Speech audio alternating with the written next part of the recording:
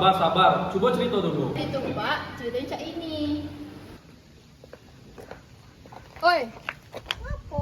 itu kau punya kau ya buatnya? Iya, emang apa ya, lo? Kok sama sih namanya Cak Ambo? Ih, emang buat kau cak mana? Ya Cak inilah. Kau Tidak dong. nirut-nirut ya? Tidak ada, om tahu itu buat kau. Ya. Kau tuh malah cari nama lain, buat lain kek. Ya ada usah sama nih kan butuh, tengok sama persis galau ini nih.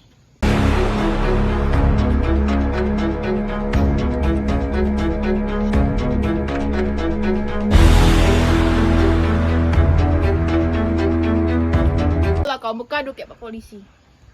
Tidak takut, Ambo. Kamu tunggu polisinya. Nah, jadi Cak itu ceritanya Pak.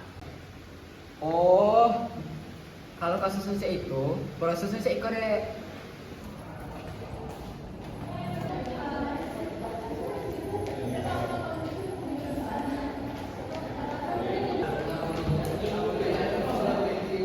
Selamat pagi, selamat datang. Dari bisa dibantu? Lo kan nambah dia meniru brand yang padahal tidak ada. Iya Mbak, kami ada pengaduan sih kok. Oh, kalau boleh tahu pengaduan itu apa? Pengaduan lagi brand. Aku udah ngadu dia fitnahmu. Oh, untuk hal tersebut, Mbak silakan mengakses website pengaduan DGIP dan membuat form pengaduan, Mbak. Yang mana itu tuh? Coba tunjuk dikit. Jadi Mbak-mbak sekalian bisa akses layanan pengaduan DGIP, kemudian isi formulir pengaduan, data pelapor, ada nama pelapor, nomor identitas, tempat lahir, tanggal lahir, umur, jenis kelamin, agama, dan sebagainya. Ada juga pekerjaan, alamat, surat elektronik atau email, kemudian nomor HP yang aktif. Dan selanjutnya Mbak-mbak sekalian tinggal menyelesaikan langkah-langkah selanjutnya. Oh, Cak itu ya Mbak. Pak kami psiko lagi ya, kalau ada yang bingung.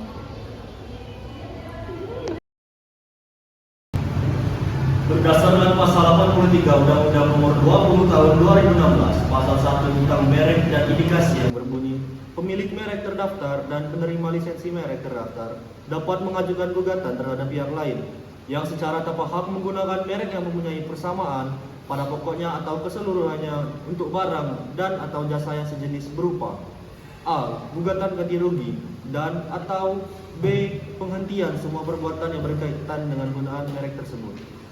Sebab merek dagang saudara pemohon terbukti terdaftar secara sah, oleh karena itu, berdasarkan pasal 72 Undang-Undang Nomor 19 Tahun 2002, saudara terdakwa dikenai denda sebesar 1 juta rupiah dan harus mencabut hak mereknya.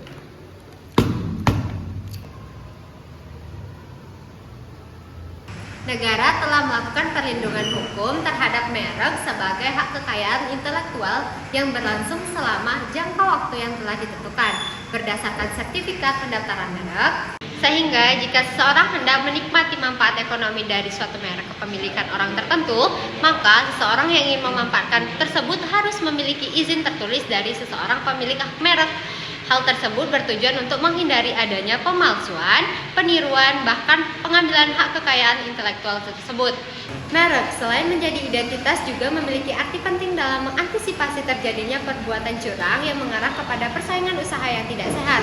Namun, hal ini seringkali tidak dihiraukan oleh para pelaku usaha, sehingga cenderung memiliki keinginan untuk memperoleh keuntungan ekonomi dengan cara melawan hukum, yaitu dengan melanggar hak atas merek milik orang atau pihak lain yang telah terdaftar maupun melanggar hak atas merek yang sudah terkenal.